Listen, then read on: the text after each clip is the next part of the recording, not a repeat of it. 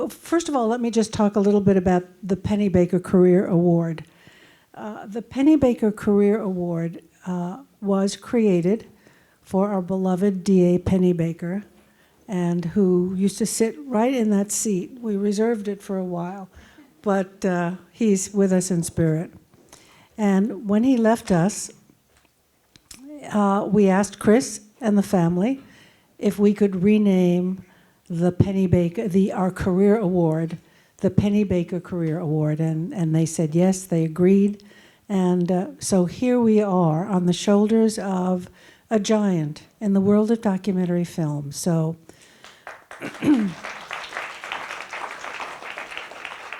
but tonight we're honoring another giant, and that is Sam Pollard. Hey, Sam. So the way the evening will run is that Chris Hegedus, D.A. Pennebaker's partner and soulmate and life mate, is going to say a few words about Sam, and then you're going to see a reel of Sam's. And then Lana Jokel, who is our faithful sponsor of the Pennebaker Award, and Chris will present the award to Sam. And then you're going to have a conversation with Julie Anderson and Sam. I don't know how long that will run, maybe 10, 15 minutes. They talked all the way out here in the car, so I don't know if they have anything more to say to each other. And then you're going to see one of Sam's newest movies, Louds County. So I'm going to leave you now, and I'm going to have Chris come up and introduce Sam and the clip. Thanks.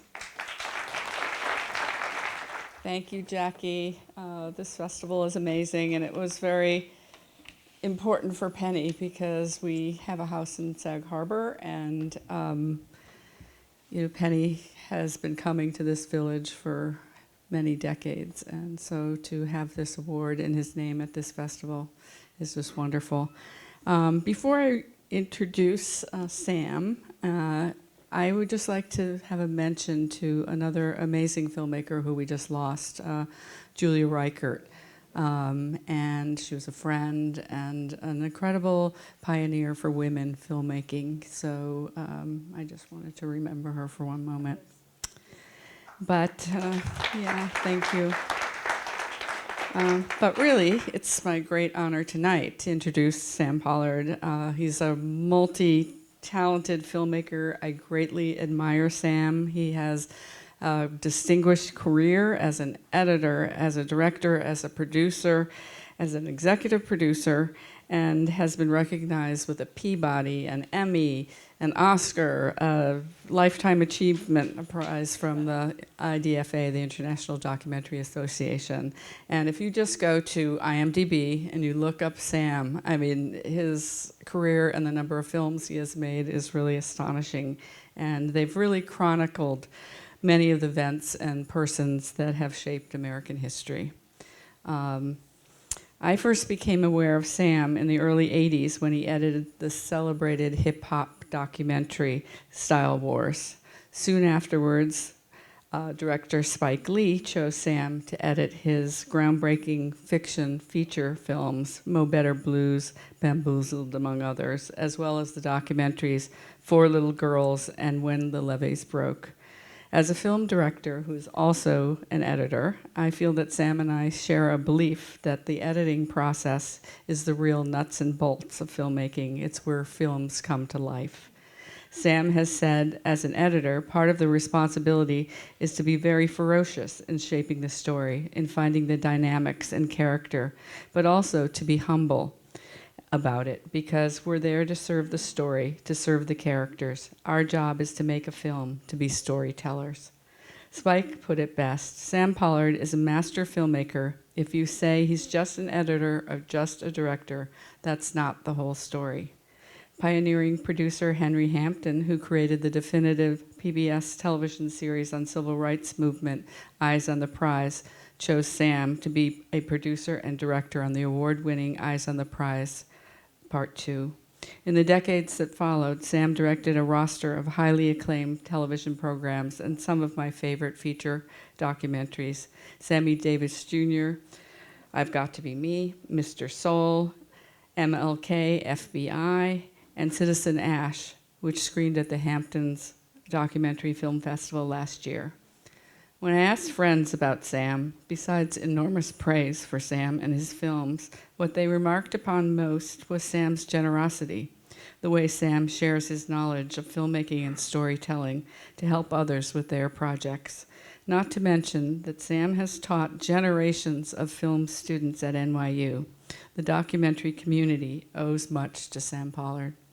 Let's take a look at some of his work.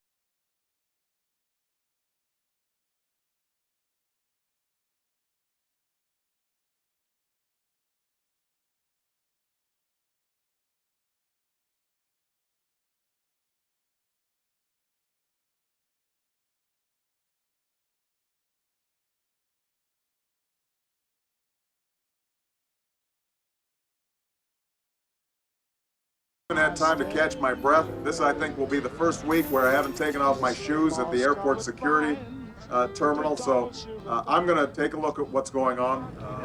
I love elections. It's so much fun. It's even more fun when you're not on the ballot.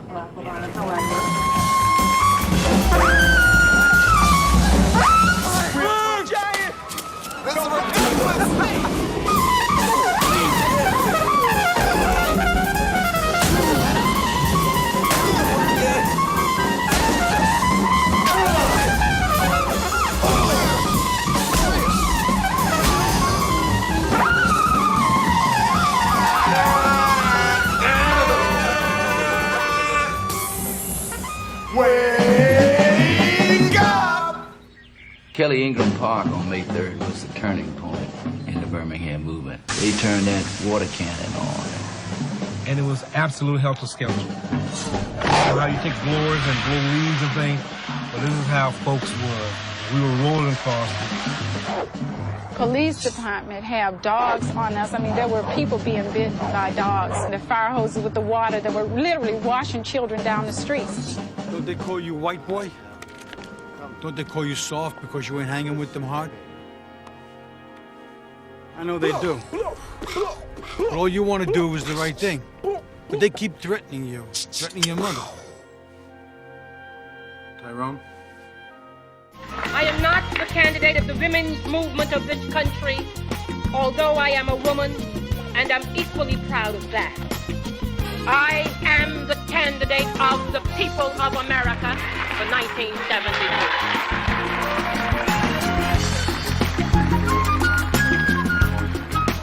Arthur Ashe looks to be the coolest man on the force. Without doubt, one of the greatest upsets in the long history of women. Hey! You don't stop, or at the rhythm that makes your finger pop. I said hip hop, thanks a lot. Come on, everybody, give me one. They were Edward Smith, age 14, Alfred Evans, James Evans, age 13, Milton Harvey, age 14, Yusuf Bell, age 9, 9 years Angel old, Lanier, age 12, Jeffrey Mathis, age... We knew that the FBI was following closely. Now is the time. Now is the time to make justice a reality for all of God's children.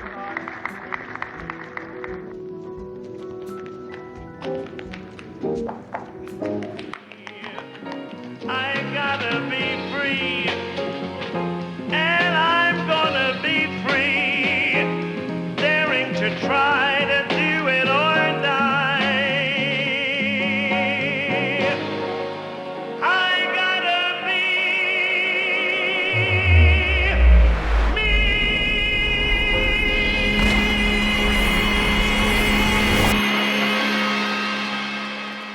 me. And by the end of I Gotta Be Me, they spit and cheered. I just want to say a few words. Pennebaker, or rather Penny, as most of us filmmakers and friends of his know him by Penny, he was not only my mentor for many decades, but he actually started my film career over 50 years ago. So I feel so honored and grateful for his being my mentor. And it means a lot to me to give this Pennebaker Career Achievement Award today to Sam Pollard, another giant and much admired filmmaker. Thank you very much.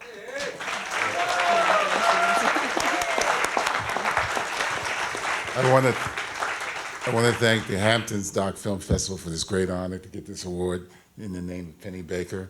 I was 25 years old. It was 1975. I was an assistant editor for a gentleman named Victor Konevsky. And we were working in the building on 45th Street off of 6th Avenue. And Penny was upstairs. And I had been doing some research, and there was a documentary that Pennebaker had done about Dave Lambert of Lambert, Hendricks, and Ross.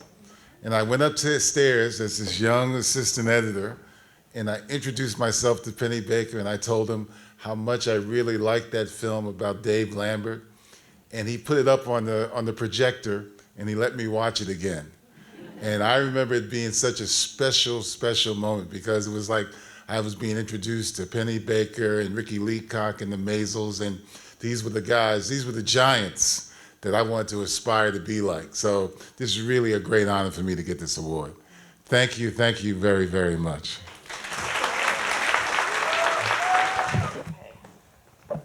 It's so hard to know where to begin with Sam. I've known Sam since, we actually worked on 4 Little Girls together. I was a research assistant, and Sam was editing.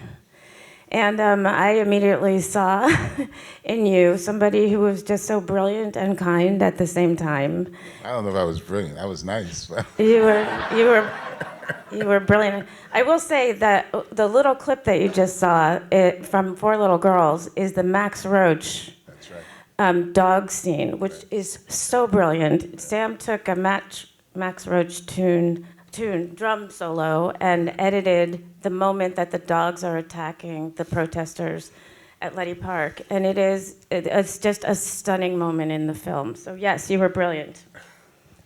Yes, brilliant. There's so many people in this audience who know Sam, and I hope to be able to do justice in 15 minutes to your career.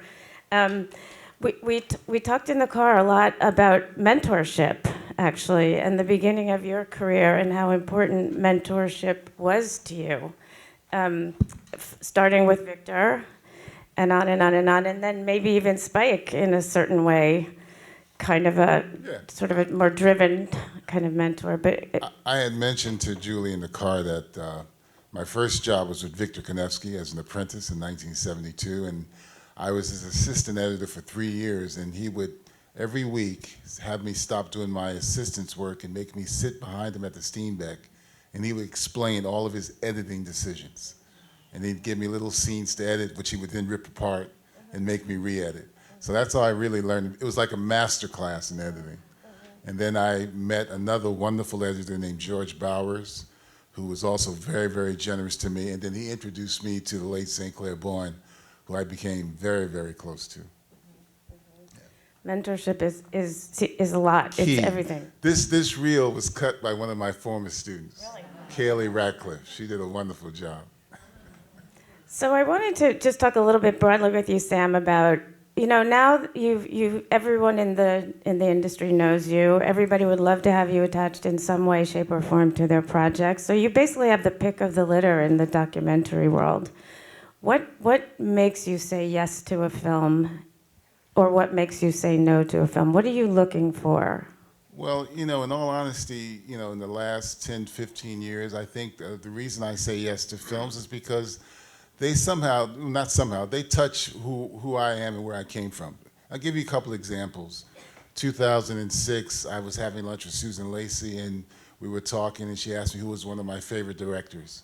And I said, John Ford. And she was trying to get a film off the ground about the relationship between John Ford and John Wayne, and my mouth just was like, I have to do it, And she gave me an opportunity to direct that film, and it was a wonderful experience because I had grown up watching all those John Ford, John Wayne films, from The Searchers to Fort Apache to The Quiet Man. So I knew this was in my wheelhouse.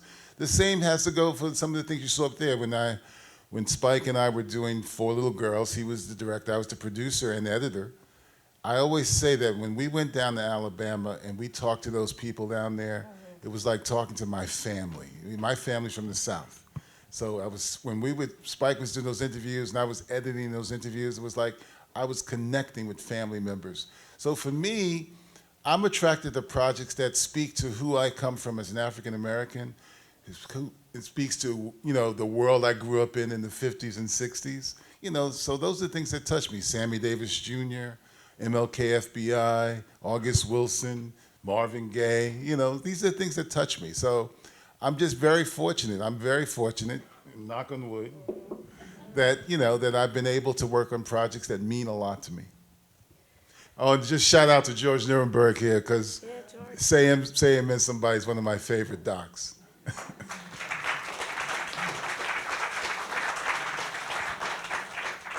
So when you approach a story now, Sam, you were editing for the first half of your career, and now you're directing. Now you're working, telling editors what to do when you were in a position where directors were working with you. What do you think about when you're thinking about, how do I tell this story? Where do I begin? Where do I go? Where do I end? Like, what kind of elements come into your mind as you're thinking about, how do I lay this story out? Well, quite honestly, coming from a perspective where I watch so many fiction films, I'm always thinking about, what's the story narrative? What's the beginning, the middle, and end? And how do you make it unfold dramatically and emotionally? And so anytime I approach a project, that's what I'm thinking about. And, I'll write it down, I'll write it out, and then I'll run it by whoever I'm close to, my producer or my editor, just to see if if we're on the same wavelength, And, every project is a different process. There's some projects where when we shoot all these interviews, if it's an interview-driven film, I'll go through the transcripts and make selects, and I'll pass on to my editor.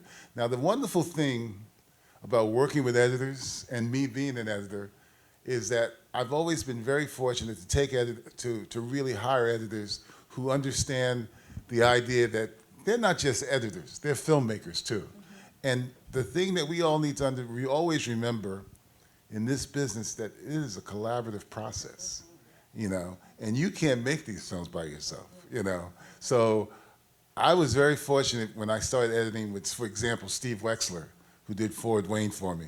And me and Steve have been fellow editors, and then it was like working with Steve and jousting with Steve. It was wonderful. And then we went and did another film together and another film together, because that relationship is so important. Because if you don't trust your editor, as those of us who are filmmakers know, you will be in deep shit.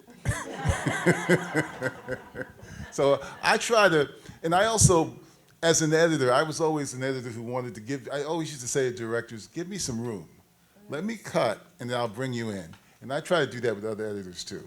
Give them room, to really engage in the process. I don't want to dictate every cut, because if I felt like I had to dictate every cut to an editor, then I should edit myself, And I really, if I trust you, I'm going to trust your instincts, because I know a good editor will take some of my ideas and make them better than what my ideas was. Now, it's not to say, I'll be honest, not to say sometimes I wouldn't be jealous and say, oh, Steve, he did it better than me. But, you got to understand, that's the process. And the other thing I love is the process. I always love the process of making a film. Sometimes even more than when I see the finished film. It's that process, We all know you wrangle, you get frustrated, you get notes from your executives, you resist, you got to give in. It's a wonderful dance. Complicated, but a wonderful dance. Well, I think a lot of the filmmakers, go ahead.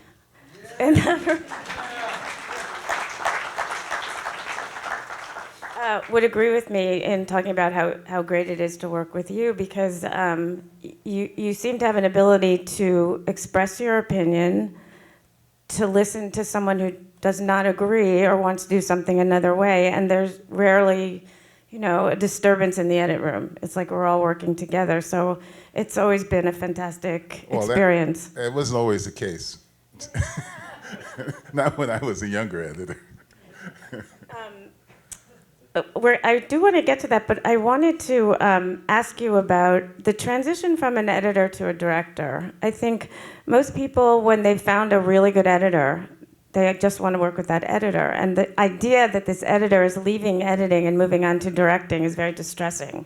So nobody really supports the move, right? So what's it like moving from the editing position to the directing position?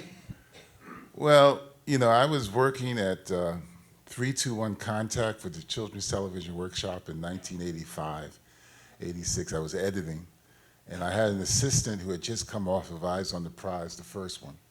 And she said Henry Hampton was getting ready to start Eyes on the Prize 2, and he was looking for producer-directors.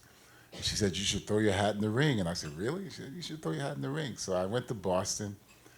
I had a meeting with Henry, and he was like up to the idea that I was going to not only produce and direct, but I was going to also edit 2 of the shows that, you know, because it was 8 shows, and it was 2 producer-directors for each show.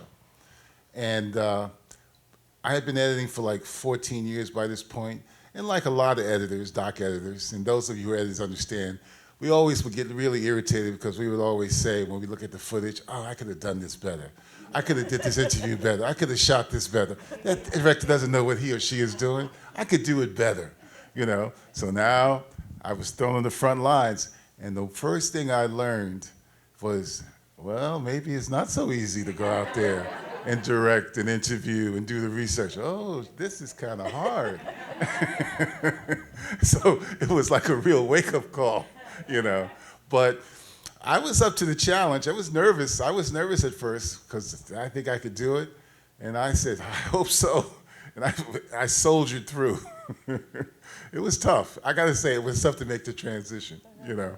But as you all know, I still, by the late 80s and 90s, I was still editing and doing some directing. But by the 2000s, I sort of, the last thing I edited really was in 2016, you know. Do you want to talk a little bit about how you were as a director working with younger editors? Oh, I was pretty good with younger editors, but I was saying to Julie in the car, I co-directed on that first Eyes on the Prize, and I was terrible with my co-director.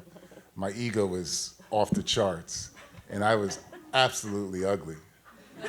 Absolutely ugly. And then I did a film with my wife, who's a producer, and after that experience, she said she would never work with me again. And she hasn't.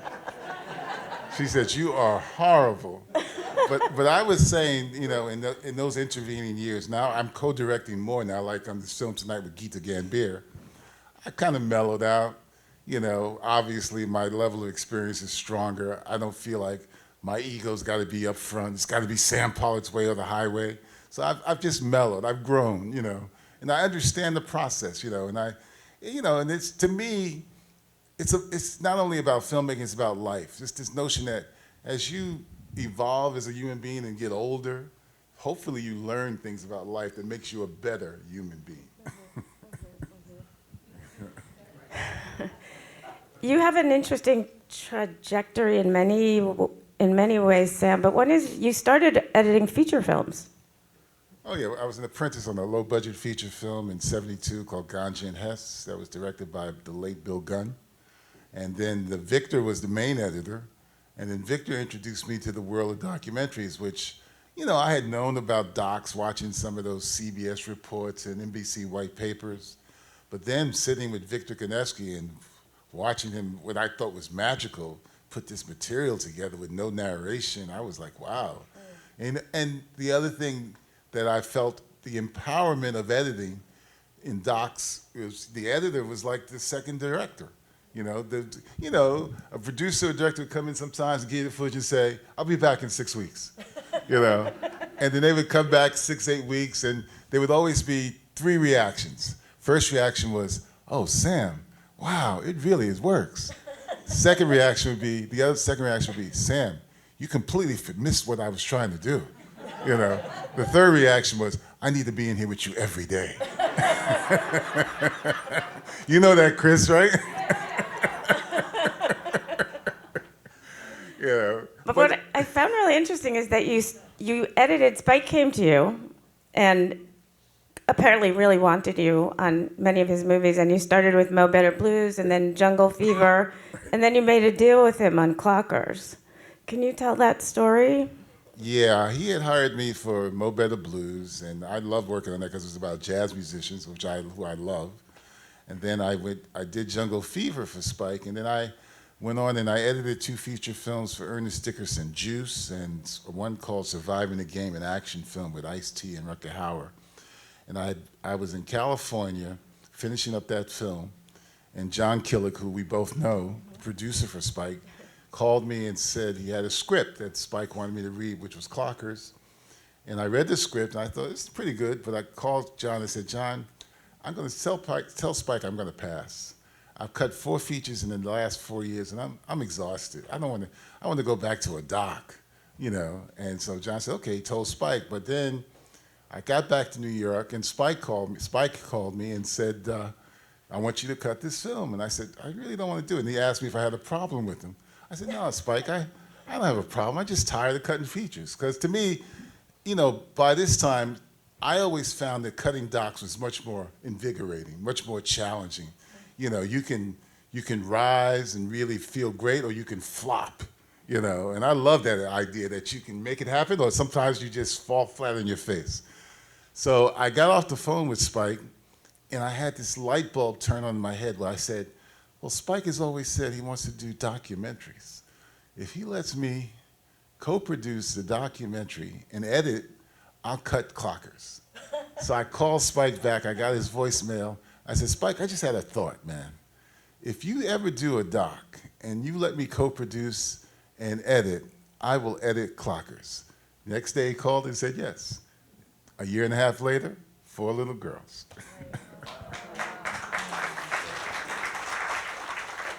Which was nominated for an Academy Award. Yeah, that's right. It was nominated, Chris.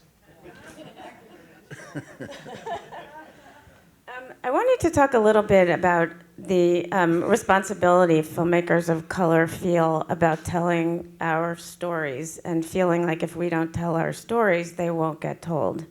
And I think you and I were talking about this, how when George Floyd was killed, there was this sudden roar of requests for films about Black stories. And I felt like things changed very radically for me, and I think you did too. Can we just talk a little bit about where we are, you know, what the struggle has been, like if it were not for Henry Hampton, we would never have Eyes on the Prize, and how it's a heavy lift, but it's becoming less of a heavy lift, maybe? Well, I'll go back a little bit. You know, when I got in the business in the 70s, and from 73 to 80, I basically said, I don't want to do just Black films. I want to do any kind of film. And I wouldn't use the term I was an African-American editor. I just wanted to be an editor. Then in 1980, I got introduced to Saint. And anybody who knows Saint Clair Bourne, he was an activist type filmmaker. And I was cutting a film for Saint called Chicago Blues. And he was like a big brother to me. And I would listen to Saint. And he would say exactly what you said. You know, we have a responsibility as African-American filmmakers to tell our stories, Sam, da-da-da-da. And, you know, I drank the Kool-Aid. I drank it. And I said, Saint's got a real point. And from that point on, I felt it was important that if I got involved in certain films, you know, and they were about the African-American experience, I wanted to do them. Now, it's not to say I didn't want to do other kinds of films. As you heard me say, I did John Ford, John Wayne. Right. And Hostages. And Hostages. Yeah. But I also felt it was important to tell our stories too. And you're right, after the horrible, untimely death of George Floyd, all of us who are African-American filmmakers, you, myself, Stanley Nelson, Charlotte Lynch, we all got calls. We still get calls because people want us to help get involved in telling our stories, and it's important. But the thing to remember, and I'm going to say this really very clearly, it shouldn't prohibit anybody from telling our stories. You know, I mean, I was involved in this little intense thing about Tiger Woods with Matt Heineman and Hammercheck, and they beat the shit out of those guys, you know. But Hammercheck knew more about Tiger Woods than I did. So to me, the damn guy should have done the film, you know. So it's important that we tell our stories, but if someone else understands, you know, some trajectory of it, they should have the the opportunity. The problem's been we didn't have enough opportunities as African filmmakers of color.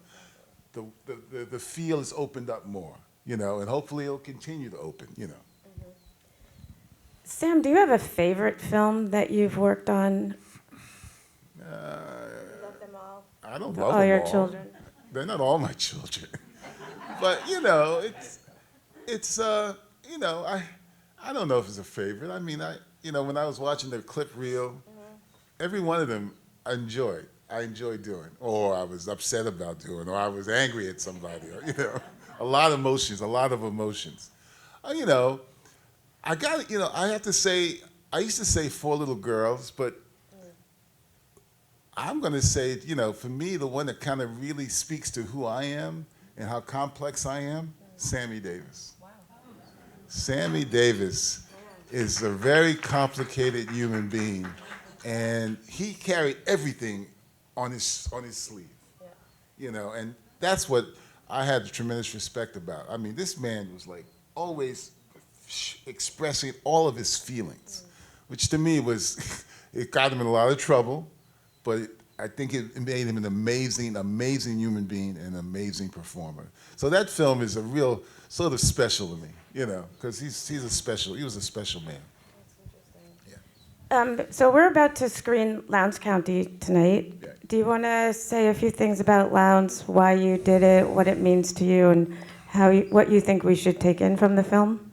Well, Lowndes County and the Road to Black Power is about a little unknown story that took place around the time Dr. King was marching from Selma to Montgomery in 1965 when the Voting Rights Act was passed. And there were a community in Lowndes County that was 80% African American, and they were fighting to get their voting rights.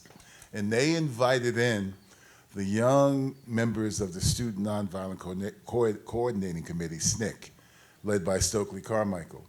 And these 2 young African-American writers wrote an article for Atlantic, and then they approached this gentleman named Fred out in California about wanting to make it initially a documentary series about the trajectory of trying to get these people in this community empowered. And this producer in California reached out to Geeta Gambier, who's one of my proteges, and she was my apprentice editor, my assistant editor. She became my editor. We now co-direct together. She is a treasure. And she said she couldn't do it because she didn't feel she had the right bona fides. So she reached out to me. Initially, I said, Geeta, I don't want to do another civil rights doc. I just, I've done too many. But she's always been persuasive. And so I met up with these filmmakers, and it tells the story of that period, about a year and a half to 2 years, how this community, led with the help of these SNCC, people, got themselves empowered to really get the vote. They weren't successful initially, but about 4 or 5 years later, they elected the first black sheriff in Lowndes County, Alabama. And it's an opportunity to give people, a reason to understand that besides the Southern Christian Leadership Conference, which we all know about in Dr. King, there was SNCC. That was a very important organization in the early 60s that was initially led by, John Lewis, and then by Stokely Carmichael, and then later, near the end of it, by A. Brown. So that's the story. And you should hopefully all enjoy it. Thank you, Sam. Okay.